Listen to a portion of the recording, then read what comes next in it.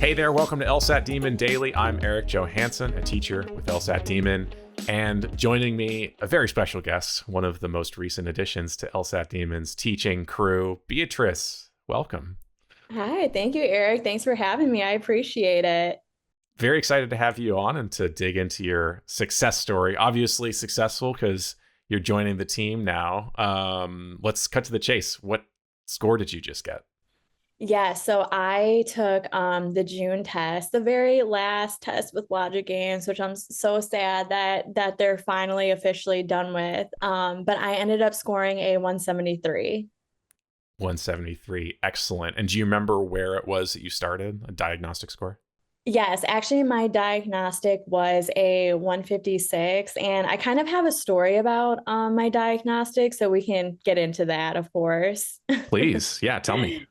Yeah, so I okay, so let me go back a little bit here in time. I I would say maybe back in like around the 2020 time frame when just life in general itself was just crazy. I think I had kind of like a mid-20s crisis and was just trying to figure out what I wanted to do with my career path.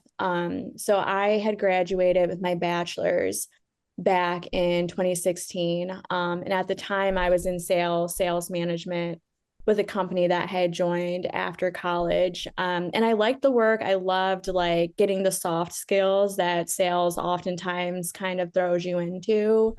But I had always kind of been interested in like the law and legal career path. But again, I had been kind of out of school for a while. So the thought of just kind of going back into it full time at law school, especially, I was very much, I was scared to do it. So I was like, maybe I won't go into that much of a leap going from sales and into the legal field. So I started kind of tapping into just the different opportunities that I could get to from work. And human resources was something that had really interested me. And I liked it because it seemed very law adjacent in that you're dealing with like employment issues. We have laborers at my company. So like dealing with different labor unions. And I liked the work. I enjoyed it. I did different informational interviews with different human resources business partners. And again, I kind of enjoyed it. So I was like, maybe I'll go down that career path Mm-hmm. instead. So I ended up studying for, I got into a whole thing with the GRE, and it ended up reminding me at the time of just how much I hated standardized testing. I felt like I was just never good at it. Every time I did it, I got really stressed out. I had really bad test anxiety. After I had graduated with my bachelor's, I had played around with the idea of getting like a mat at some sort of MBA. I took the GMAT. I hated that experience too. So, needless to say, yeah, have never felt like I was good at standardized testing. So, but I ended up pursuing a graduate degree. I was working full time, going to school part time while doing it. And again, still in the back of my head, ended up making the switch into human resources at work, loved the work, but I was like, I still feel like this tug of like going even deeper into more Yeah. of the legal field itself. So again, I was in school, I was working, and I started playing around with the idea of potentially like in the future applying to law school. And because I knew I wasn't really that good at standardized tests, I just started to kind of do some research on like the LSAT, what it was, like what I needed to do to prepare for it. And during my research, I ended up finding the Thinking LSAT podcast, and I found two other like LSAT related podcasts as well too. And because I was still in school, I was like, you know what? I'm kind of in this for the long haul. I'm just gonna play around with the LSAT and see like how I do. I'm not gonna take it like tomorrow and rush this whole process. So I started listening to all three of these podcasts at the same time as one another, just during my commute from work or to school. And I ended up, I remember that I ended up really liking just the philosophies that Ben and Nathan would speak about on the podcast. I love how they made the LSAT seem just so kind of common sense, they explained everything in plain English. Like there was no really, gimmicks involved with what they were trying to teach. I listened again to those other two podcasts, but sometimes they were really hard to follow with some of like the fancy words that they were saying. I'm like, Sure. I did not study formal logic or English in school. Like I was a business major. So none of this is like speaking to me. Like this isn't my vibe. Yeah. So was this before you had done any LSAT study? You were just listening to the podcasts, having never looked at an actual LSAT question? No, I was so bad. I literally never ever looked at any LSAT question. I was like very compartmentalized. I was like, I'm only doing work and I'm only doing like my grad program. Like LSAT, like if I'm gonna flirt with that time, it's only gonna be me listening to this podcast. So I listened to it for like a year, like when I was finishing up grad school. Wow. But just again, like when I would go for a walk at the end of the day, or when I was on my commute, I would listen to it. And I had started from the very beginning of it. And I listened to literally like all of the episodes of it. And when I went to take my diagnostic for the first time, like after about a year of just straight listening to the podcast, I kind of just had like Ben and Nathan's voice in the back of my mind. I think I remember specifically there was an episode where this Nathan was talking about how students oftentimes, like when they first start studying, they don't really know how to do logic games, or they're not really good at RC. So when he would give them like a practice test to do, once they got to that section that they weren't good at, they would just like not even try.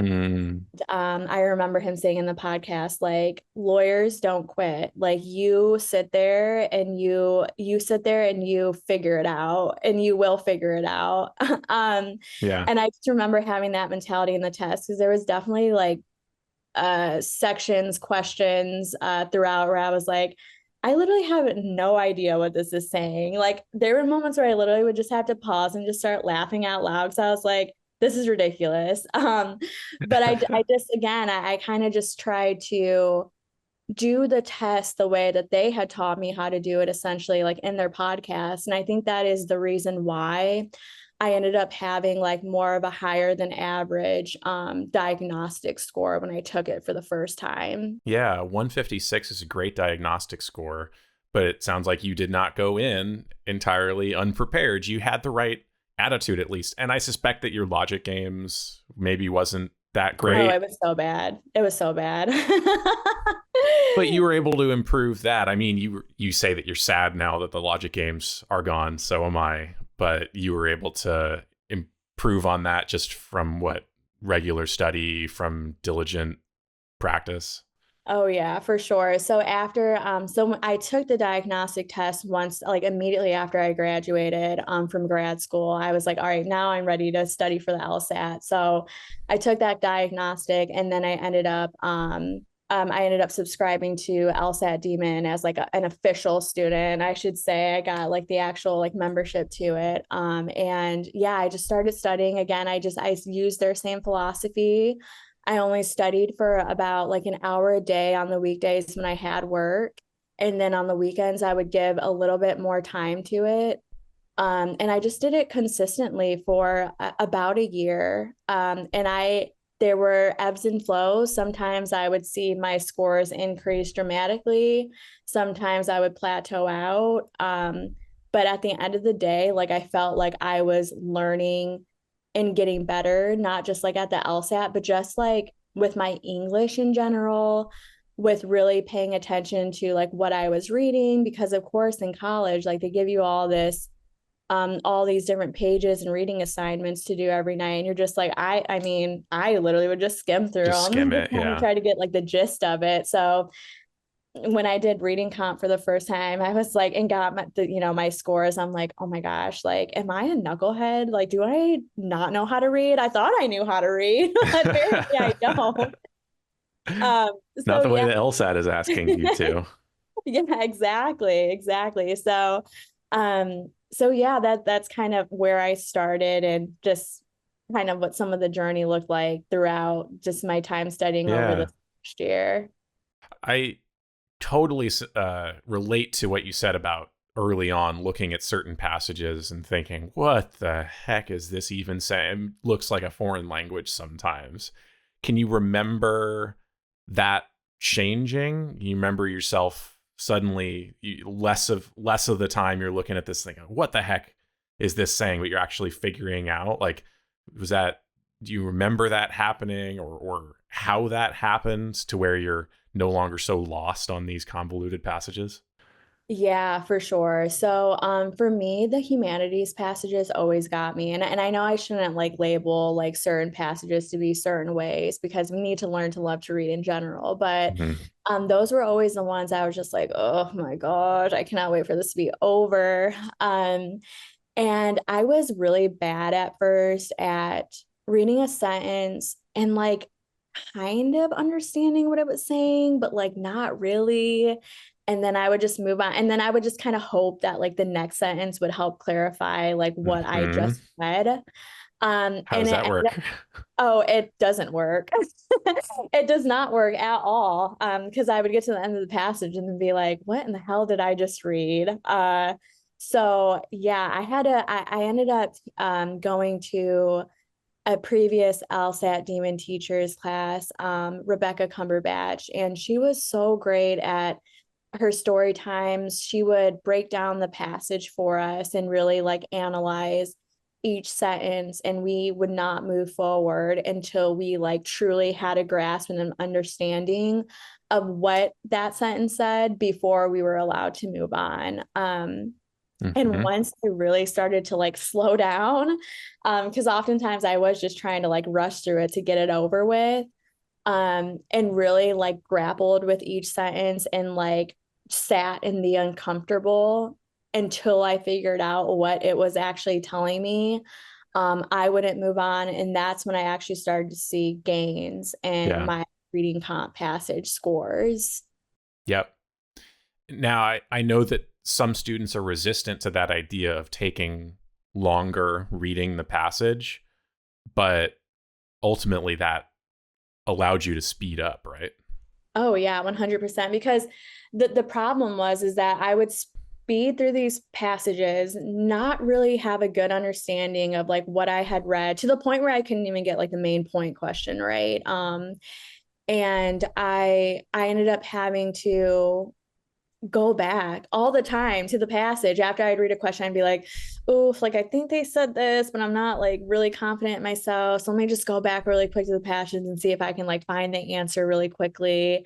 And these questions and the answers are written in ways to like confuse you. And I was definitely getting confused Mm. in the questions and the way they had written out the answers. So it was like, hey, B, like you're either gonna spend the time like in the passage and really understanding it and then getting to those answers and like knocking them all out confidently and quickly, or you're gonna rush through the passage and then get to the answers and like be perseverating over what it is that you're even looking for. And then there's a good chance that you're gonna end up getting it wrong. Hmm. So I was like, I want to be like the first person, not the second person. Absolutely. Cool. Any big challenges in logical reasoning? I mean, we talked about humanities passages. That was the big bad for you in RC. Anything that you had to overcome in LR? Yeah, LR, that was the section that I loved the most at the beginning. And I think it's because when I was listening to the podcast, Nathan and Ben, they did a lot of like LR, reading out like from the free test and how to, and they would kind of just model like how you should be attacking the arguments and calling BS on them. So I always thought to myself that LR was very fun. I actually was surprised that that wasn't my it wasn't my highest score in the diagnostic reading comp Mm. was, but I think that's pretty like common for most people. And even now to this day, like I really love them. I mean, I will always love logic games the best, I think, even though I hated that one at that section was the one I hated first. But Mm. LR, I don't know, they're just like mini little puzzles to me. And I think it's fun. Of course, there are some that I'm like, oh gosh, especially like the parallel reasoning ones. Those are always And yeah, Hmm. we can talk about that, but those were the ones I used to try to skip, and I quickly realized that that was a no-no. Yeah. But yeah, I think with LR, I mean, I feel like it's very similar to reading comp in the fact that you need to pause to, of course, like understand what the author is arguing, but also pausing to like object to. I think oftentimes like I see that people rush through an LR passage and they just go quickly into like what the question is. But like I like to spend my time on the LR passage really like again, just engage with the author, see what they're trying to say, figure out what their assumptions are, and trying to be careful with not assuming things for them. Hmm. Um, and then going and attacking it, and then reading the question and seeing what it's saying, and then pausing again. That was one thing that I didn't do at first. I would read the question and be like, all right, let me dive into the answers here. But I found that pausing after reading the passage, grappling with it, and then reading the question, pausing, and then going and like confidently eliminating each wrong answer choice was the best method for me to kind of conquer the LR section. Totally. You mentioned, okay, since you mentioned parallel questions, because I agree it's something that many students fear or struggle with when they first start. What was the trick to unlocking parallel questions for you? Oh gosh, I would say the trick for me was to not I think I had a problem with trying to match the answer with the way the argument was like laid out without really trying to understand like the gist of what the author was arguing in the parallel, or in the passage in and of itself. So it's like, Mm. sometimes they write those answers to like kind of match the way they argued, or like It kind of looks like it has the same structure, but it's not really saying the same thing.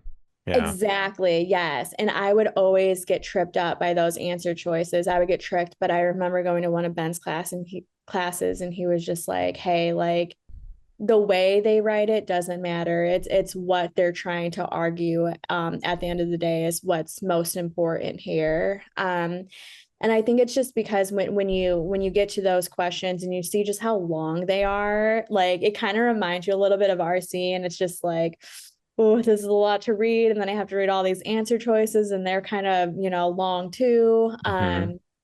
But you have to just sit in that uncomfortableness. I feel like in order to get really good at the LSAT, like yeah, you could maybe like skip the parallel questions. There's a handful of them in the test, but what are you doing by doing that? You're certainly not like helping yourself get better, Yeah. And now when I see them, I think they're like relatively easy compared to like some of the others that are out there. I know I was telling you Yeah. that strength and weekend are my Achilles heel sometimes. Sure. Yeah. Yeah, I I think that's kind of what helped most. well, I love what you said about just being willing to sit in the discomfort. Crucial part of a growth mindset. I had a similar experience with parallel questions where they were my big challenge on logical reasoning. And I just ended up telling myself at a certain point, you know what? I'm happy to see this parallel question now because this is what I need to work on. If I'm uncomfortable, then that discomfort is a sign that this is exactly where I should be. This is how I'm going to get better. So love that. Um, cool. Well, 156 to 173, that's awesome. Was that your first official test attempt? It wasn't actually. So another thing I will say is that I don't know what it is, Erik, but right now, I don't know if this is just like a trend that's going on, but I feel like I've just been hearing more and more recently about students going and taking the test when they're not ready, just to get the jitters out of the way. And every time they tell me that, it's like a little piece of my soul rips off. I'm like, why did you do that? Like, now you put like an official score on your record, and you were like Mm, not, they were like, I wasn't ready at all, but like I still just went and took it just to see what it was like. Just get the yeah, first just one to out see of the what it was like. way, And I was right? like, why? Yeah. But so anyways, yeah, the reason why I say this is because I was PTing. I would try to take a PT like every other week, sometimes once a month. And I was scoring around like I would say the 165 to like 175 range. Mhm. And that's literally exactly what I scored like on my test. The first time I took it, I did score at a little bit on the lower end of my range. I think I scored a 166, and then yeah, I did score 166 and think it was May. Oh, no, it was April. And then one thing that I actually did do something a little bit different between the April and the June test is that, and this was something that Nathan always said too, but I did not listen to his advice, is that he says that you don't really have to do PTs like every week or even every other week. Like sometimes that's just like overkill. But for me, I was like, well, with my test anxiety, like I feel like I need to take one every week so I can like get acclimated and used to this. But it was, I mean, honestly, in hindsight, it was burning me out. It was way too much, especially with working full time.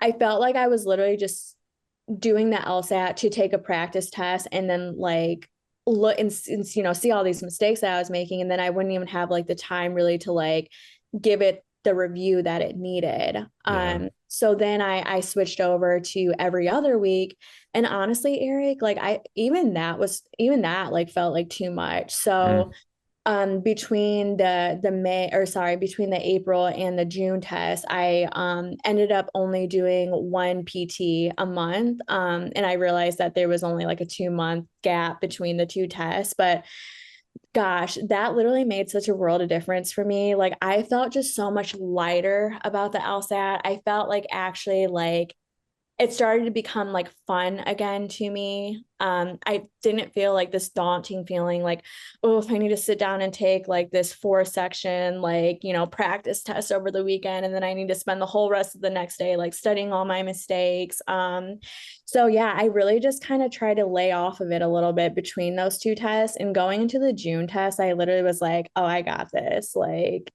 yeah, it's been a month since I took my last PT, but I'm kind of excited for it because it's been a little while since I took one. That's a great place to be. Actually excited going into the official test. That obviously way better than fearing it, dreading it, just hoping and praying that you'll do your best. If you can walk in with some confidence, that's the key. Exactly. I What? wasn't thinking like, oh my gosh, I just took a PT last week. Like, here goes another one. You know what I mean? Right. Like, Right. I actually gave myself time to breathe. Good.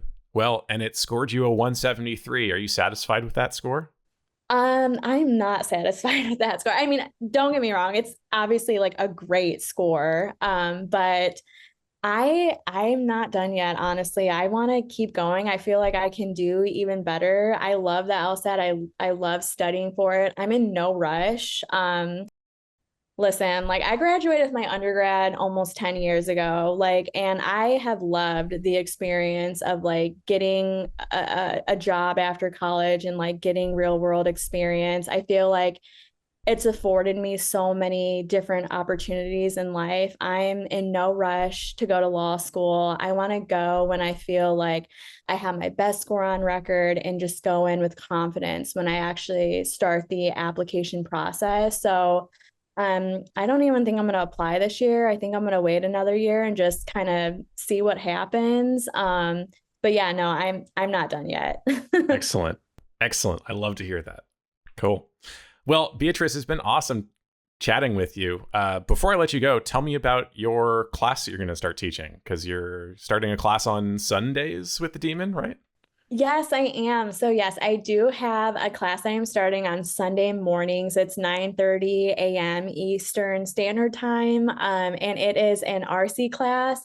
I kind of I talk about, sitting in the uncomfortable, and it is because I think, I mentioned this during our interview, but I love LR. Like if I could teach LR all day, I totally would. RC and me, where we're acquaintances. We're friends. I'm trying to become more friendly with RC. So I'm gonna force myself to teach RC, and the class and I, we're gonna get stronger and better together. So yeah, I'm super excited, and yeah, I'm so excited to get the class together. And like I said, I think we're just gonna learn, have fun, and grow together, and most importantly, get the best LSAT scores that we possibly can. Awesome. Well, thanks once again. Let's not make this the last time. You're welcome back on whenever you want.